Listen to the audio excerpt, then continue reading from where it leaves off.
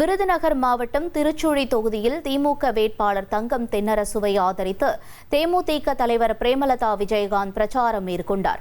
பெண்கள் நலனுக்காக திமுக அரசு பல திட்டங்களை செயல்படுத்தி வருவதாக கூறிய அவர், தேர்தலில் வெற்றி பெற்றால் மகளிர் உரிமை தொகை உயர்வு உள்ளிட்ட புதிய திட்டங்கள் கொண்டுவரப்படும் என்றும், தங்கம் தென்னரசை பெரிய வாக்கு வித்தியாசத்தில் வெற்றி பெற செய்யுமாறும் வாக்காளர்களிடம் கேட்டுக் கொண்டார்.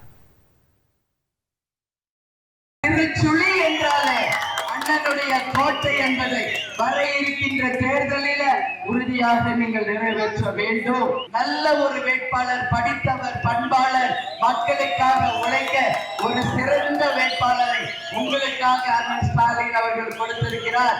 சிந்தியுங்கள், வாக்களியுங்கள்.